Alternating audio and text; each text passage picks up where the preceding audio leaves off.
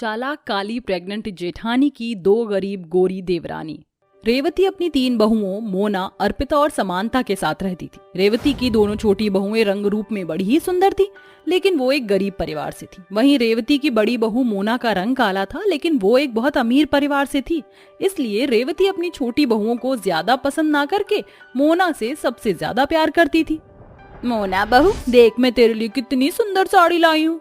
सासू मॉम, आप तो जानती ही है ना, मैं इतनी सस्ती साड़ी नहीं पहनती हूँ, मैं सिर्फ ब्रांडेड साड़ी पहनती हूँ। आप एक काम करिए, ये साड़ी जाकर समांता और अर्पिता को दे दीजिए, उन्हें ये सस्ती साड़ी पहनने की आदत है, मुझे नहीं। ठीक है बहू, जैसा तू कहे। अब ऐसे बहू, तेरे पिताजी मेरे अकाउंट में पैसे भिजवा दिए क्या? सासू मॉम, आप क्यों फिक्र कर रही हैं? डैड शाम तक पैसे भिजवा देंगे, और वैसे भी ये घर मेरे डैड के पैसे से ही तो चल रहा है। मोना काली होने के साथ साथ चालाक और घमंडी होती है।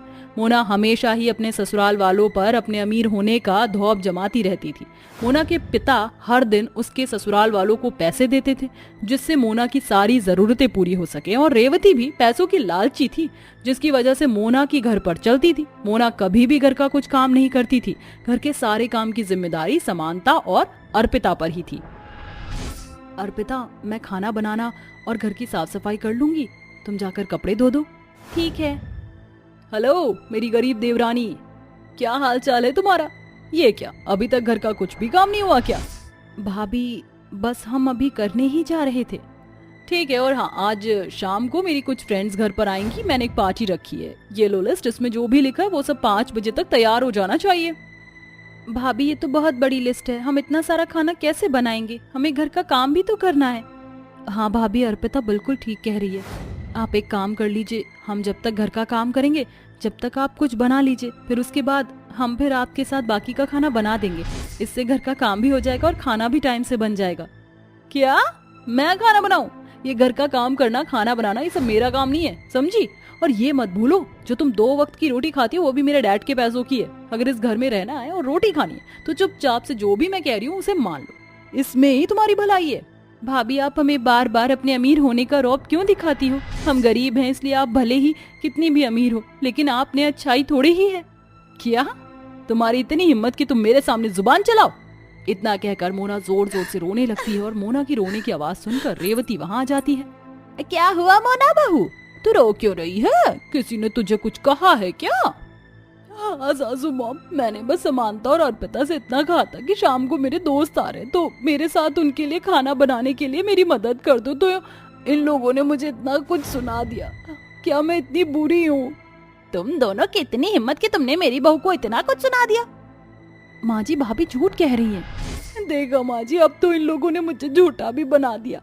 काली हो ना, इसलिए ये मेरे साथ ऐसा बर्ताव करते हैं। चुप हो जाओ दोनों, जाओ जाकर मेरी बहू ने जो भी बोला है वो सब बनाओ जाकर, समझी? समांता और अर्पिता को अपनी सास का ये रवैया बिल्कुल भी पसंद नहीं आता, लेकिन मजबूरन उन्हें अपनी सास का कहना मानना पड़ता है। आज मोना ने फिर अपनी चालाकी से अपनी देवरानियों को परेशान किया था। मोना हमेशा ऐसा ही करती थी, और ऐसा ही कुछ दिन बीत जाते हैं, और एक दिन घर में सबको पता चलता है कि मोना प्रेग्नेंट है, जिसे सुनकर घर में सब खुश हो जाते हैं। वाह मेरी प्यारी बहू, आज तो तूने मेरा दिल खुश कर दिया। 4 सालों के बाद मेरे घर में इतनी बड़ी खुशी आई है, जीती रहे। माँ, आज मैं बहुत खुश हूँ। मैं पापा बनने वाला हूँ। मैं अपनी खुशी शब्दों में जाहिर नहीं कर सकता हूँ। भाभी, बधाई हो आपको।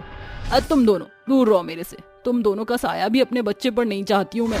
लेकिन भाभी, आप ऐसा क्यों कह रही हैं? समांता तो बस आपको बधाई दे रही है। देवर जी, शादी को 4 साल हो चुके आप लोगों की, लेकिन अभी तक कोई भी खुशखबरी नहीं सुनाई आप में से किसी ने। मुझे तो लगता है अर्पिता और समांता बांझ हैं। भाभी, ये आप क्या कह रही हैं? मोना सही कह रही है, 4 साल हो गए लेकिन अभी तक कोई खुशखबरी नहीं सुनाई तुमने। मुझे भी लगता है कि तुम दोनों की पत्नियां बांझ हैं, और मैं 2 बांझों का साया अपनी गर्भवती बहू पर नहीं डालना चाहती हूँ। अपने ऊपर बांझ होने का इल्जाम सुनकर समांता और अर्पिता रोते हुए वहाँ से चली जाती है। मोना ने प्रेग्नेंट होने के बाद भी पार्टी में जाना, डांस करना, ड्रिंक करना, ये सब नहीं छोड़ा था। सारा परिवार मोना को इन चीजों के लिए मना करता था, लेकिन मोना अपने पैसे का धौंस जमा कर सबका मुंह बंद कर देती थी। भाभी, ये आप बाहर का खाना क्यों खा रही हैं? आप जानती है ना, ये आपकी और बच्चे की सेहत के लिए ठीक नहीं। अब तुम लोग मुझे सिखाओगी कि मुझे क्या खाना चाहिए क्या नहीं? तुम खुद तो कभी मां नहीं बन पाई और मुझे बता रही हो। मोना, समानता बिल्कुल ठीक कह रही है। तुम्हें ये सब चीजें नहीं खानी चाहिए। ये तुम्हारी और हमारे बच्चे के लिए ठीक नहीं है। अब तुम्हारी भी जुबान खुल गई। तुम सब ये मत भूलो कि ये घर मेरे डैड के पैसों से चल रहा है। ये जो तुम खाना खाते और कपड़े पहनते हो, ये सब मेरे डैड के पैसे का है। तो अपनी औकात मत भूलो, समझे? सबके लाख समझाने पर भी मोना नहीं मानती है और ना ही अपनी आदतें बदलती है। ऐसे ही कुछ महीने बीत जाते हैं। अब मोना 7 महीने की गर्भवती होती है, लेकिन मोना को अचानक से ही दर्द शुरू हो जाता है, जिसके चलते उसे हॉस्पिटल लेकर जाया जाता है, जहां डॉक्टर उसका ट्रीटमेंट करते हैं। डॉक्टर, क्या हुआ मेरी बहू को? वो ठीक तो है ना? देखिए, आपकी बहू की हालत बिल्कुल ठीक नहीं थी। बाहर का खाना ज्यादा खाने की वजह से और ड्रिंक की वजह से उनके बच्चे की हालत बहुत खराब हो गई थी, इसलिए हम उनका बच्चा बचा नहीं सके। सॉरी। डॉक्टर के मुंह से ये बात सुनकर सारे परिवार वालों के होश उड़ जाते हैं और जब ये खबर मोना को पता चलती है तो वो बहुत रोती है, जिससे उसको अपनी गलतियों का एहसास हो जाता है। आप सब मुझे माफ कर दीजिए। अगर मैं आप सबकी बात मान लेती तो आज मेरा बच्चा जिंदा होता। ये मेरे कर्मों की सजा है जो मुझे मिल रही है। अर्पिता और समानता, मुझे माफ कर दो। मैंने हमेशा तुम पर अपनी अमीरी का रौब जमाया। मुझे माफ कर दो। भाभी, आपको माफी मांगने की कोई जरूरत नहीं है। हम आपसे नाराज नहीं हैं और आप मत रोइए। जो भी हुआ उसे भूल जाइए। भगवान पर विश्वास है मुझे, वो आपकी गोद दोबारा जरूर भरेंगे। आप सब मुझे भी माफ कर दो। मैं भी मोना के साथ उसके पैसों के लालच में लालची हो गई थी। माँ जी, जो हुआ उसे भूल जाइए। मोना और रेवती को अपनी गलती का एहसास हो जाने पर सारा परिवार उन्हें माफ कर देता है। रमा अपने गरीब परिवार के साथ गर्मी में टूटे फूटे पाइपलाइन के अंदर बैठी होती है। उन सभी के चेहरे गर्मी और पसीने से भीगे हुए थे और उनकी गाय यमुना गर्मी में खूंटे से बंधी हुई गुहार लगा रही थी। तभी एक पुलिस वाला उन्हें पाइपलाइन से भगाने लगता है। छी छी छी, इस गाय ने पूरी पाइपलाइन के चारों तरफ गोबर ही गोबर मचा रखा है। अरे ओ नंगू तेरी, चलो चलो ये पाइपलाइन खाली करो। पुलिस अंकल, आप हमें यहाँ से नहीं भगा सकते। ये पाइपलाइन हमारा घर है। बित्ते भर की छोकरी पुलिस से जुबान लड़ाती है। रुक, तुझे अभी मजा चखाता हूँ। पुलिस वाला गुस्से से पिनकते हुए 5 साल की परी की पीठ पर डंडे बरसाने लगता है। माँ, दादी, माँ मुझे बचाओ। साहब, अपनी बेटी की गलती के लिए मैं माफी मांगती हूँ, इसे छोड़ दीजिए। इंस्पेक्टर साहब, मैं और मेरा परिवार गरीब सालों से इस पाइपलाइन में रह रहा है। अब यही हमारा घर है। भगवान के लिए हमसे ये जगह मत छीनिए। इस गर्मी में हम गरीब कहाँ जाएंगे? अरे ओ बढ़िया, यहाँ क्या तेरे बाप का राज लगा है? एक तो तुम भूखे नंगे इतने समय से इस जगह पर फ्री फंड में हक जमाए हुए हो। मैं तुम जैसे गए गुजरे गरीबों को अच्छी तरह से समझता हूँ। जाओ जाकर फुटपाथ पर रहो, वहाँ तुम जैसे बहुत से भिखारी रहते हैं। वहाँ फ्री फंड की भीख भी मिलेगी। नहीं नहीं साहब, हमें इस जगह से मत निकालिए। मेरा परिवार पर थोड़ा तो तरस खाइए। मेरा बेटा अपाहिज है। लगता है ये ढीठ बुढ़िया ऐसे नहीं मानेगी। चढ़ा दो ये बुलडोजर इस पाइपलाइन पर। पुलिस के एक इशारे पर बुलडोजर वाले पाइपलाइन को तोड़ देते हैं, जिसके बाद गरीब रमा का परिवार बेघर हो जाता है और अब वो गरीब परिवार अपनी गाय के साथ फुटपाथ पर रहने को मजबूर हो जाते हैं। चारों तरफ चिलचिलाती गर्मी के साथ ही भट्टी की आग जैसी गर्म लू चल रही थी। पूरी जमीन तवे की तरह तप रही थी। धानी भाभी, यहाँ तो बहुत ज्यादा गर्मी है।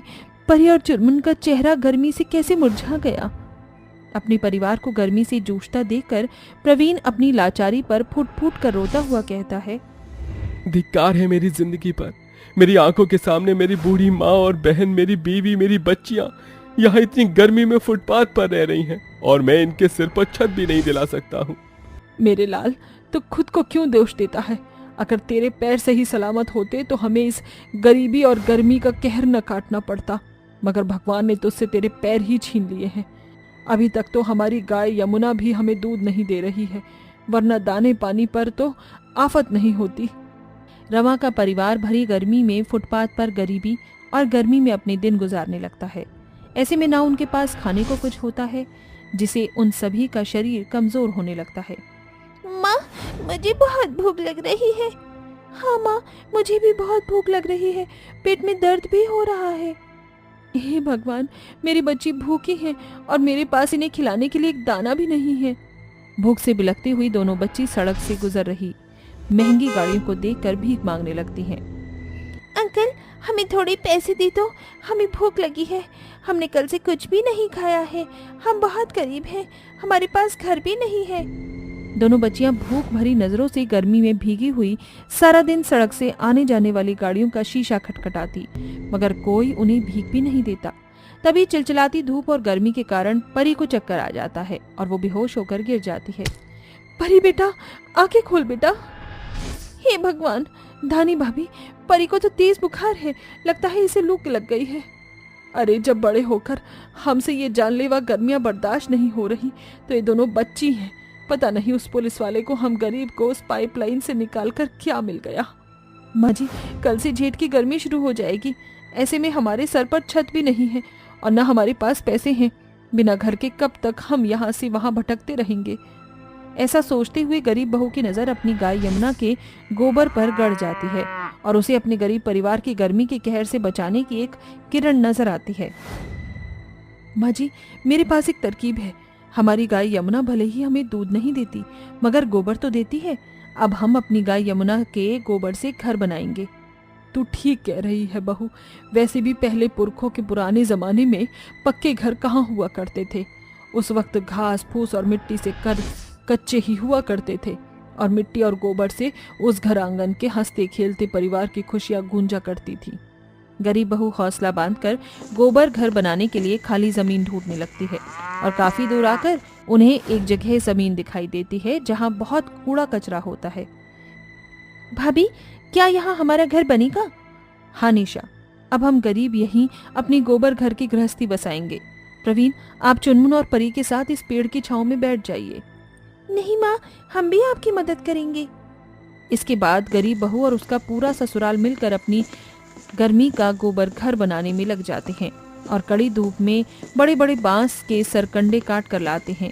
वहीं निशा गर्मी पसीने में भीग कर बदबू और गर्मी झेल कर गोबर घर की नींव के लिए जगह साफ सुथरा कर रही होती है। भाभी, मैंने जमीन साफ कर दी है और नींव खड़ी करने के लिए गड्ढे भी बना दिए हैं। इसके बाद गरीब सास बहू घर की नींव बांध देती हैं और शाम ढलने तक फूस से गोबर घर का घरौंदा भी बना लेती हैं। माँ, बहुत भूख लगी है, देखो ना रात भी हो गई है, अब कुछ बना दो। दिन भर की थकी बहू सभी के लिए गीले चावल बनाकर खिलाती है और अगले दिन फिर से आगे का काम शुरू करती है। तभी यमुना भूख से रंभाने लगती है। लगता है यमुना को भूख लगी है। चुनमुन, परी, तुम यमुना को चारा खिला दो और निशा बेटी, तो सारा गोबर इकट्ठा कर दे, हमें इसकी जरूरत होगी। इसके बाद रमा और धानी भरी गर्मी में दोपहर तक घर की फूस की छत भी तैयार कर देती हैं। तो वहीं प्रवीण गोबर और पीली मिट्टी का गाढ़ा सा घोल तैयार कर देता है। मैंने गोबर का घोल बना दिया है, अब तुम और माँ आराम कर लो, मैं गोबर चारों तरफ लीप दूंगा। अरे मेरे लाल, तूने हमारा इतना हाथ बटा दिया, वही बहुत है, बाकी हम कर लेंगे। पिताजी, आप बैठ जाइए, परी है माँ की मदद करने के लिए। नन्ही सी परी की आंखों में बड़ी हिम्मत और हौसलों को देखकर प्रवीण का दिल भर आता है। जिसके बाद गरीब बहू, उसकी सास रमा, निशा और परी और चुनमुन भी चिलचिलाती गर्मी में गोबर से घर की दीवार आंगन अच्छे से लीपती हैं और अपने गोबर घर के सुंदर से ससुराल को देखकर धानी की आंखों में खुशी के आंसू भर आते हैं। देखिए माँ जी, हमारा गोबर घर का ससुराल का सपना पूरा हुआ। भाभी, आखिरकार हमने अपने रहने के लिए घर की नींव बना ही ली। अब हमें गर्मी में दर दर नहीं भटकना पड़ेगा। ये हमारा घर है। इस घर की छत को हम गरीबों से अब कोई नहीं छीनेगा। चलिए माँ जी, अंदर चलते हैं। जरा ठहर बहू, मैं अभी आई। रमा घर के अंदर आकर अपनी बहू की आरती उतारकर उसका गृह प्रवेश करती है। आजा मेरी प्यारी बहू, अपने दाहिने पैर को आगे करके इस गोबर घर के ससुराल में गृह प्रवेश कर। बहू गृह प्रवेश करके अपने गोबर घर के ससुराल में आती है। तभी यमुना जोर जोर से गुहार लगाने लगती है। ये यमुना को क्या हो गया? वो इतनी जोर जोर से क्यों गुहार लगा रही है? मैं और परी देख कर आते हैं। चुनमुन और परी बाहर आकर जैसे ही देखते हैं तो यमुना दूध दे रही होती है। वो भागकर अंदर आती हैं। माँ, दादी, जल्दी से बाहर चलो, हमें आपको कुछ दिखाना है। सभी एक साथ बाहर आते हैं और गाय को दूध देता देखकर खुशी से भर जाते हैं। देखिए माँ जी, हमारी यमुना ने हमें गर्मी से बचाने के लिए सुंदर सा गोबर घर बनाने के साथ तो अब पेट भर पालने का जरिया भी दे दिया है। यमुना, तुम हमारे परिवार का हिस्सा हो और हमेशा रहोगी। धानी के इस अपनेपन पर गाय उसे चाटकर अपना प्यार जताती है, जिसके बाद धानी गाय के दूध से खीर बनाकर अपने गरीब ससुराल वालों का मुंह मीठा कराती है और अब वो गाय का दूध बेचकर अपनी जीविका चलाने लगते हैं।